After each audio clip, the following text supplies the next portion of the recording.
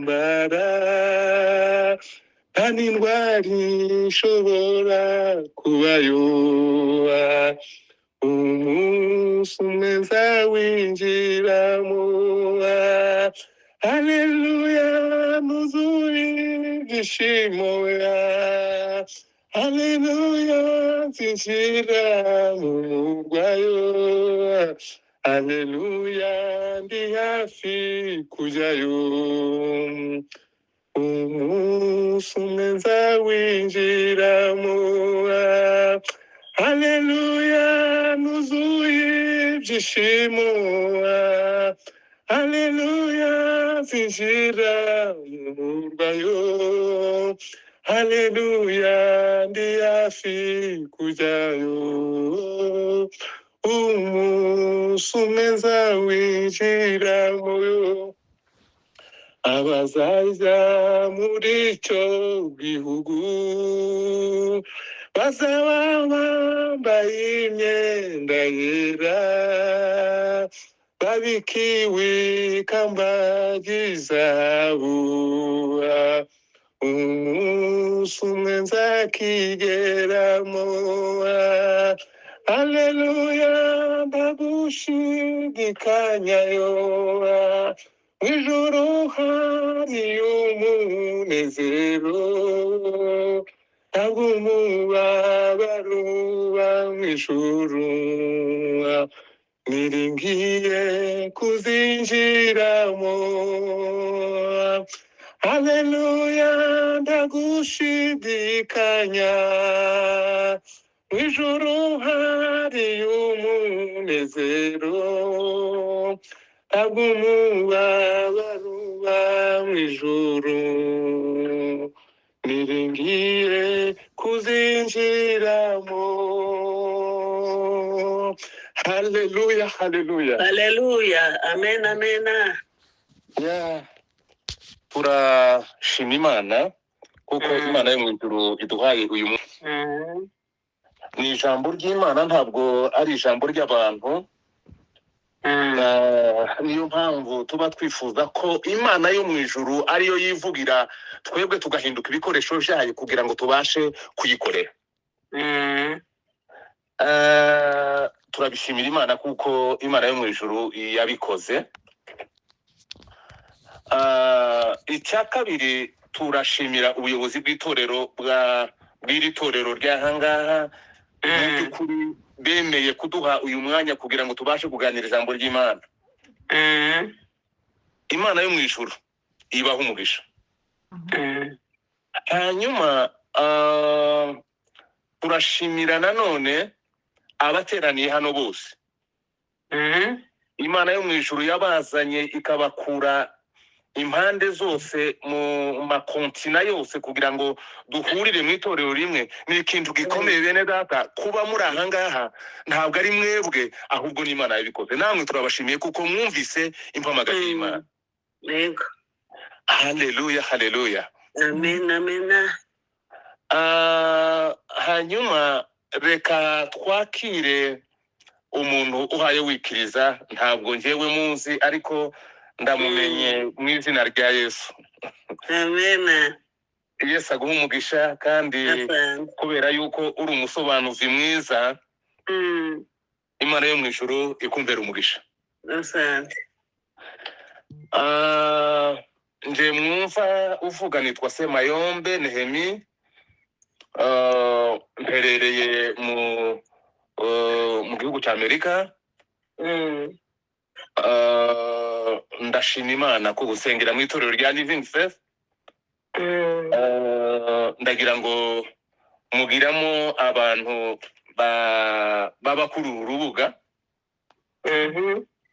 nanjye ndi umwe muri bo kuko ndi umumambure w'iryo torero amen ndashima imana kuko imana yo mu ijuru iri kumwe natwe kandi uyu munsi iduteye iteka kugira ngo imana yo mu ijuru itugire ibikoresho kugira ngo iducishe mu ijambo ryayo kugira ngo turitange mu isi kugira ngo abantu bari mu isi babashe kumva icyo imana ivuze muri uyu mugoroba atari twebwe tuvuze ariko ari imana ivuze yego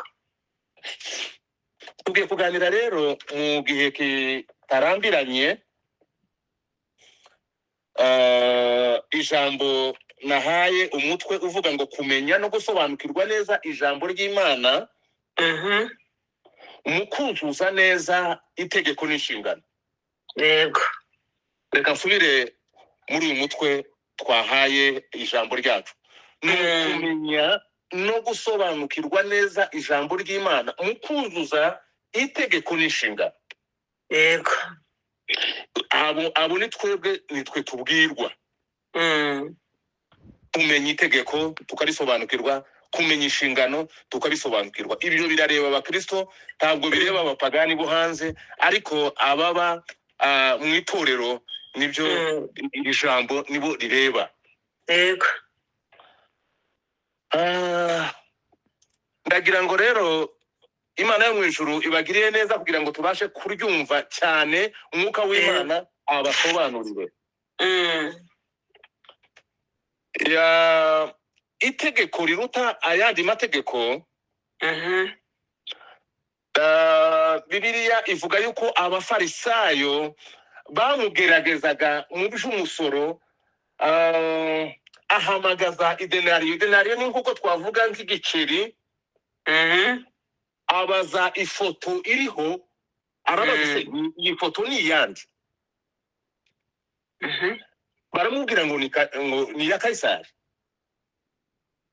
Kuko bamugerageza ngo barebe uko ari buze gusubiza.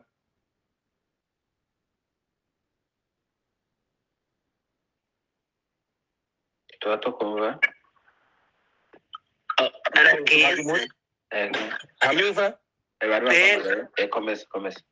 Muranyumva? Hari amatelefone kubera ama network agenda asa n'akatika.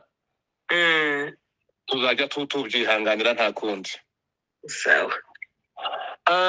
Ubwo bamugerageza kubijyanye n'imisoro ngo ahari avuge yuko imisoro itatangwa, babone uko bamurega byinshi, bavuga ati ari mu kugandisha abantu kudatanga umusoro. Yego. Ariko amaze kubabwira ngo barebe iyo foto ni iyande, baramubwira ngo ni iya Kaisari. Arababwira ngo ibya Kaisari mu bihe Kaisari, n'iby'Imana mu bihe Imana. Yego. Abo bari abafarisayo. Hanyuma haza ishyaka naryo ry'abasadukayo, bajya impaka bahakana kuby'umuzuko. Bavugaga ko nta muntu uzuka. Bamugerageza bavuga ku mugore washatswe n'abagabo 7 bose bagapfa, ngo muzuka azaba ari uwandi. Yego. Yesu arababwira ngo mu ijuru nta gushaka kubayo. Yego. Abantu bose bazaba bameze nk'abamarayika. Nta bagabo, nta bagore. Yego. Nta gushingirwa kuzabayo. Hanyuma abafarisayo kandi barongera kandi bariyongeza bagaruka kugira ngo bashobore kumugerageza. Kandi bari barimo abiza ibintu by'amategeko. Yego. Umwigisha w'amategeko umwe aravuga ati njyewe mundeke ndaza kumubaza ndebe ukuntu ari ubuze gusubiza. Aratsindwa tu. Baramubaza ngo itegeko riruta andi mategeko ni irihe? Umwigisha, itegeko riruta andi mategeko ni irihe? Nibwo yababwiraga, ntabwo yashakishaga kuko yari azi neza ibyo avuga ko ari ukuri, kandi ntabwo yarindaga kujya kubishakisha. Nibwo yababwiraga ngo ukundisha Uwiteka umutima wawe wose. Yego. N'ubugingo bwawe bwose. N'ubwenge bwawe bwose. Ibyo kandi uzabisanga mu Gutegeka kwa 2 igice cya 6 n'umurongo wa 4 kugera ku wa 5, ndetse no gukomeza wa 6 kugera ku wa 9. Reka mbabwire bene data, gukunda imana, reka dutekereze uburyo twakunda imana tukayikundisha n'ibyacu byose, ibyo dufite byose tukabikundisha imana. yego, Nibyo bavuga gukunda imana n'umutima wawe wose, ni ukuvuga ngo ni ukuyikundisha ibyawe byose. Kuko imana izatubaza ibyo twayihaye, ibyo yaduhaye, ibyo yaduhaye niba twarabikoresheje neza uko byasabwaga. yego, Kuko izatubaza ubwenge yaduhaye icyo twabukoresheje, izatubaza imbaraga icyo twazikoresheje, yego, umutima yaguhaye kugira ngo ushobore kuwukoresha ibyiza no gutekereza ibyiza, izakubaza icyo wawukoresheje.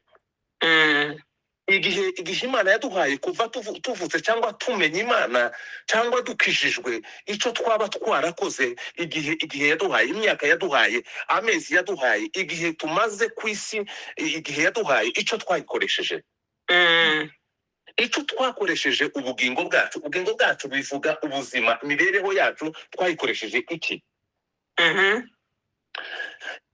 Izatubaza ubutunzi, icyo twakoresheje ubutunzi, kuko dufite ubutunzi dutunze, n'imana yabuduhaye, ntitwigeze tubuzana tuvuka, twabusanze mu isi. yego, Ibi byose tuvuge bigakorerwa mu rukundo rw'imana. yego, Hari uruhare rwacu tugomba gukora.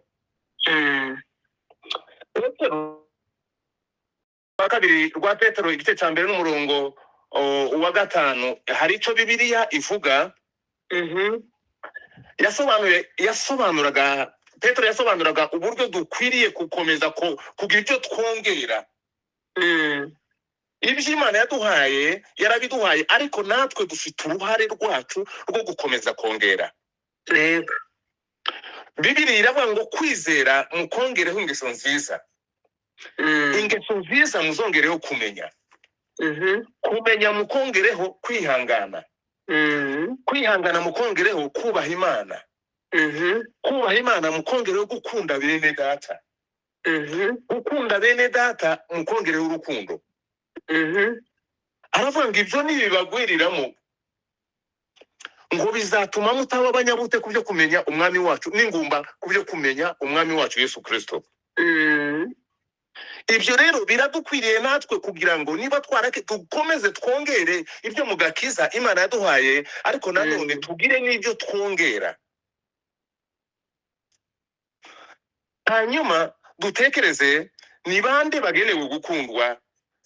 Ni bande abagenewe gukundwa? Ni bande? Yesu yakunze bose, atarobanuye ku butoni. Abantu bose ukwiye kubakunda. Bibiliya iravuga ariko cyane cyane abo mu nzu y'abizera. yego, Ikindi kandi nuko hari abantu bajya bakunda kwiyita abanzi bacu, bakiyita abanzi bacu. Abiyita abanzi bawe ukwiye no kubasanga kugira ngo bahindurwe nawe. Gira uburyo ubiyegereza, uburyo ubasanga, uburyo ubamenyesha niba hari icyo bagucumuyeho, ubamenyesha icyaha cyabo. Hanyuma kugira ngo bashobore kwihana niba bananiranye. Mu by'ukuri Bibiliya iravuga ngo tubashikirize itorero nibananira itorero, nuko tubafate nk'abantu b'abapagane. Wenyine uzabahamagara cyangwa umuhamagare niba ari umwe, hanyuma umumenyeshe icyaha cye, abyange, uhamagare uwa mbere n'uwa kabiri, hanyuma mumubwire, hanyuma nabyanga muhamagare itorero, nananira itorero muzamufate nk'umupagani. Niyo mpamvu Imana yo mu ijuru hari ibyo tugomba gukora natwe ubwacu, ariko tuyobowe n'umwuka wera. amen, Tugiye muri detaye cyane tugatanga ubusobanuro bw'itegeko riruta andi mategeko nk'uko ijambo ry'Imana ryavuze, gukundisha Imana n'umutima wacu wose. Umwanditsi wa Zaburi ya 51 umurongo wa 12 yaravuze ngo undememo umutima wera. Iyo usomye mu gitabo cy'indirimbo igice cya 3 n'umurongo wa mbere ukagera ku murongo wa 4 uravuga bivuga ku mugeni washakaga umukwe. Twebwe turi abageni ba Kristo kandi uwo dushaka ni umukwe wacu ari we Kristo. Ubwo biba bidusaba yuko tugomba kumushaka. Hariho umuririmbyi wavuze neza aravuga ngo aracejesha amaraso, aracejesha amaraso y'Igorigota. Aracejesha amaraso y'Igorigota. Ubu ngwino ngo umwikubita imbere uvuge yuko wamubabaje. Yego. Iyo turebye Yesaya igice cya 26 n'umurongo wa 3 ndetse n'umurongo wa 9, Bibiliya iratubwira ngo ugushikamijeho umutima uzamurinda abe amahoro masa kuko akwiringira. Haleluya. Amen. Igice cya 35 cya Yesaya n'umurongo wa 10 biravuga ngo abacunguwe n'Uwiteka bazagaruka bagere i Siyoni. Yego. Baririmba ibyishimo bihoraho. Bizaba ndetse no kuri bo bazabona umunezero n'ibyishimo kandi umubabaro no gusuhuza umutima bizabahunga. Amen. Umuririmbyi wa 35 muze gushimisha yaravuze ngo ni Yesu wangize kuba umuvandimwe we. Aravuga Imana ishimwe cyane. Asante. Aravuga ngo yamviriye amaraso yo mu mutima we. Amen. Amen. Umwanditsi Salomo w'imigani 4:23 yaravuga ngo rinda umutima wawe kuruta ibindi byose birindwa. Amen. Amen. Niyo mpamvu dukwiye gukundisha Uwiteka umutima wacu wose. Hanyuma reka tuje ku bugingo. Iyo usomye imigani nanone 19:23, Bibiliya hari icyo tubwira ngo kubaha Uwiteka bitera ubugingo, ngo umwubashe azahora ahaze ntazagerwaho n'ibibi. Waje ku gice cya 21 cy'ico gitabo n'umurongo wa 23 ukavuga ngo utabumbuye akanwa ke agafata ururimi rwe niwe urinda ubugingo bwe amakuba. Amen. Yakobo yaranditse, Yakobo igice cya 1 umurongo wa 21 aravuga ngo ubwo bimeze bityo ngo mwiyambure imyanda yose n'ububi busanzwe. Yego. Ngo mwakirane ubugwaneza ijambo ryakewe muri mwe.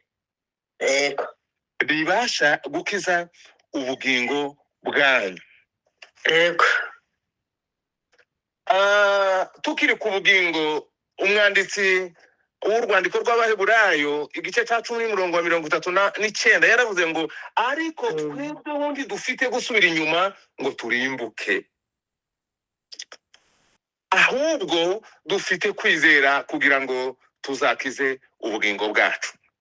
Amen. Amen. Bene data, reka tujye ku mbaraga, uburyo tugomba gukundisha Imana n'imbaraga zacu zose. Ubu twagiye muri detaye. Yoshua mu gitabo cya Yoshua igice cya 14 n'umurongo wa 11, Bibiliya iravuga ngo ubu ndacafite imbaraga nk'uko nari nzifite urya munsi Mose yanyoherejeho. Uyu ni Kalebu wavugaga. Yego. Bari basa naho bamwibagiwe kumuhereza umugabane, atangira kubwira Yoshua amubwira ati ariko ntabwo wibuka igihe twari Kadeshi Barnea, igihe Mose yavugaga ko nanjye ngomba kubona umugabane, hari icyo yamvuzeho. aravuga ati cya gihe nari mfite imyaka 40, ubu ngubu ngo mfite imyaka 85. ni ukuvuga ngo hari hiyongereho imyaka 45. aravuga ngo imbaraga nari mfite cya gihe n'ubu ngubu ndacyafite. Tugomba kugira imbaraga, kuko n'imbaraga z'Imana zibasha gutuma tubasha gukora byose tubasha gukora dufite imbaraga z'Imana.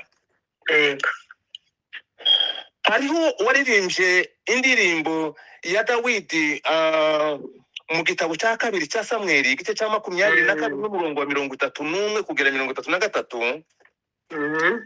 Yavuze neza, aravuga ngo inzira y'Imana itungana rwose, ijambo ry'Uwiteka ngo ryaravugutiwe, ngo ni ingabo ikingira abamwiringira bose, ngo ninde Mana itari Uwiteka, ninde gitare kitari Imana yacu.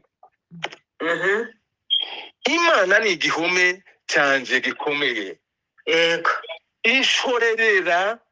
ishorerera umukiranutsi mu nzira yayo. Pawulo yandika urwandiko rwe rwa kabiri yandikira Timoteyo, igice cya 1 n'umurongo wa 7. aravuga ngo kuko Imana itaduhaye umwuka w'ubwoba, ahubwo yaduhaye uw'imbaraga n'urukundo no kwirinda. Niyo mpamvu imbaraga Imana yaduhaye tugomba kuzikoreshereza mu bantu b'Imana Imana yashize kuri iyi si. Hanyuma iyo dutekereje nanone ubwenge bw'Imana, ko yaduhaye yatugabanyirije ku bwenge bwayo. Hano hari ubwenge butangaje umwanditsi Mose itangiriro 2:17.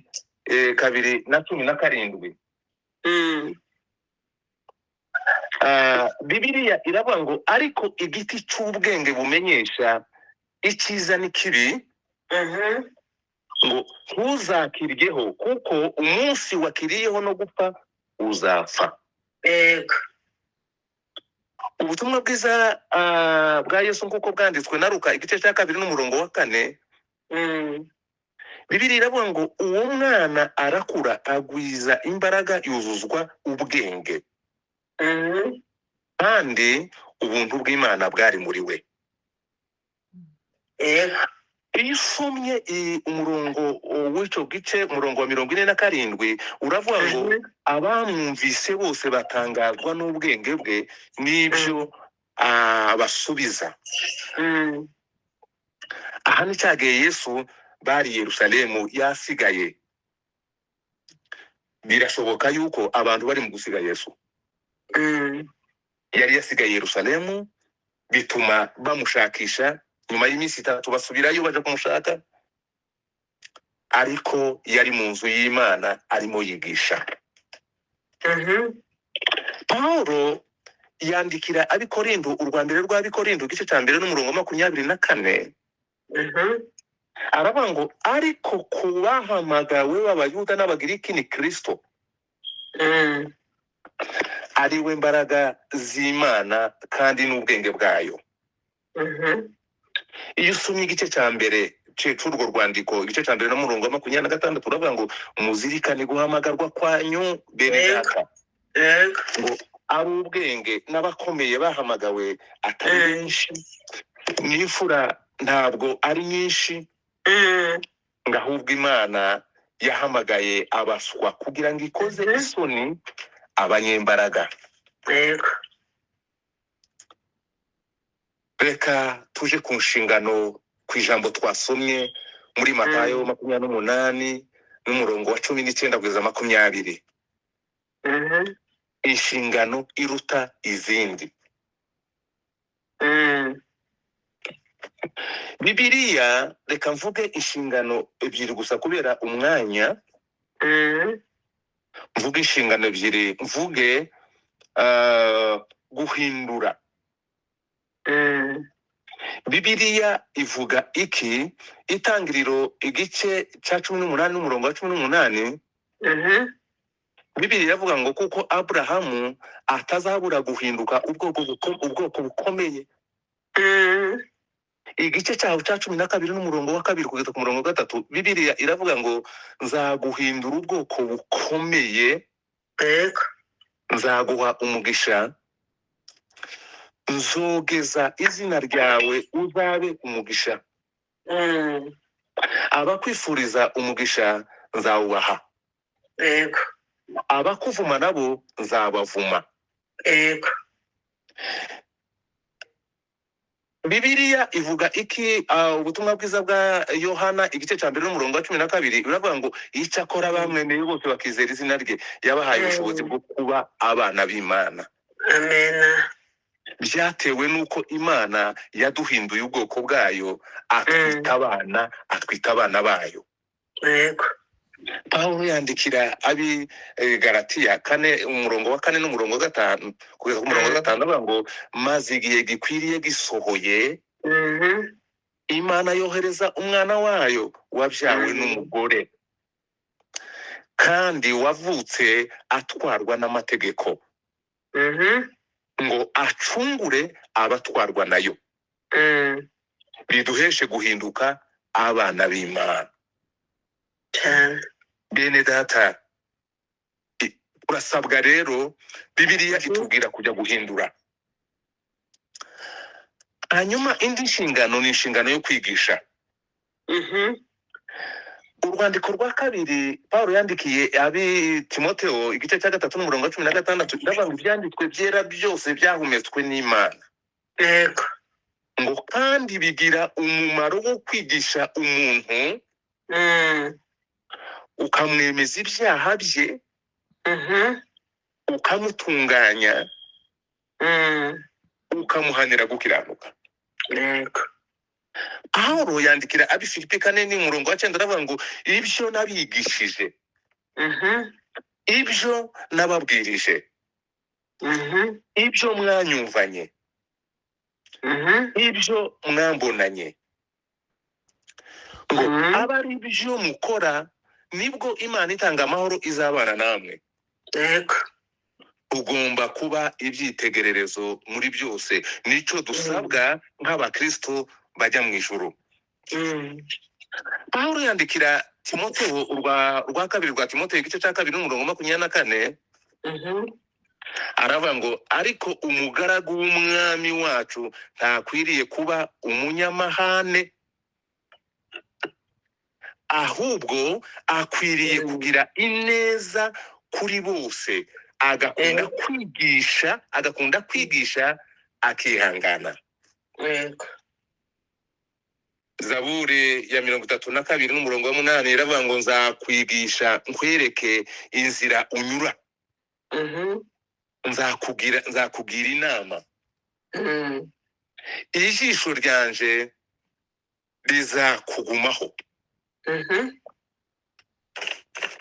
Ndagira ngo tubashe gusoza. Bibiliya yatubwiye neza, twasomye muri Matayo 22 n'umurongo wa 37 ndetse na 40. Bene data, nimureke dukunde Uwiteka kandi tumukundisha ibyacu byose. asante, Nubwo bavuga bikeya hariya, ariko hari byinshi biri muri twebwe tugomba gukundisha Imana. Kuko niba hari ibyo dufite ariko Imana tukayishyira ku ruhande tukavuga ngo ibi ngibi bireba Imana, icyo ngicyo ni ikintu gikomeye cyane Imana idashobora kwishimira mu mitima yacu. Yaduhaye, navuga ngo yaduhaye byose bikwiye kutubeshaho muri iyi si, ariko nimureke tubikundisha Imana yacu. Hanyuma Bibiliya ivuga ngo dukunde na bagenzi bacu, abagenzi bacu be kuba abanzi bacu, ahubwo tubashe kubakunda nk'uko twikunda. Kandi Bibiliya itubwira neza, ikatubwira ngo nimugende muhindure abantu bo mu mahanga yose kuba bigishwa, mubabatiza mu izina rya Data wa twese n'Umwana n'Umwuka wera. yego, mubigisha kwitondera ibyo nababwiye. Yesu nta kintu atasize, nta na kimwe yasize kugira ngo nta na kimwe atasize kugira ngo tubashe kubikoresha. Yasize byose kugira ngo tubashe kuba twahindura materiyere zose, ibikoresho byose, ni ukuvuga ngo by'uburyo bw'umwuka byose yarabisize kugira ngo tubashe kubikoresha, tubashe guhindura abantu. Nibwo Imana yo mu ijuru izaduhemba tukazinjira mu bwami bw'Imana, kuko twayikoreye tugakunda Imana, tugakunda n'abantu, maze tukabasha kuvugira Kristo, tukamuhamya, tugahindura abantu kuba bigishwa ba Kristo. Yego. Bene data, Imana yo mu ijuru ibaho umugisha. Yego. Yosuwa yabivuze neza. Yosuwa nawe hari icyo Imana yamubwiye, bituma abasha kukigenderamo. Bibiliya yavuze ngo ibiri muri iki gitabo cy'amategeko ntukarorere kubihanisha akanwa kawe. None se niba twarabihawe ariko ntitubashe kubivuga ngo tubyamamaze, buriya se bizakorwa nande? Kari twebwe Imana ihamagaye muri iki gihe kugira ngo tubashe kubivuga. Abantu bazabimenya gute? Bazabimenya bigenze gute? Si twebwe tugomba kubivuga. Bibiliya rero iravuga ngo ahubwo ujye ubitekereza ku manywa na nijoro kugira ngo ubone uko ukurikiza ibyanditswemo byose. Bibiliya ikavuga yuko aribwo tuzahirwa. Yego. Aribwo tuzahirwa mu nzira zacu zose, mu byo ducamo byose, mu mibereho yacu yose, mu buzima bwacu bwose, kandi tukazabashishwa byose. Imana kiravuga ngo sinjye ugutumye. Niba Imana yaradutumye, tubashe kuyumvira kugira ngo tubashe kugira ibyo tugeraho, tugezeho n'abandi, Imana irushaho guhabwa icyubahiro. Amen. Imana yo mu ijuru ibaho umugisha. Ndabona igihe cyacu kirangiye. Imana ikomeze kubagirira neza. Imana ibumvishe aya magambo bitumvikana kubera abantu, ariko byumvikana kubera Imana. Buri muntu wese abashe kubaha Imana, abashe kumvira Imana, abashe gukunda Imana, abashe ndetse no kugerageza kuvuga ubutumwa bwiza kugira ngo abashe guhindura. Imbaraga z'Imana zikomeze kubana natwe, kandi zibane n'iteraniro ryose mu izina rya Yesu. Amen. Uri wo kwizera zose, imbaraga zawe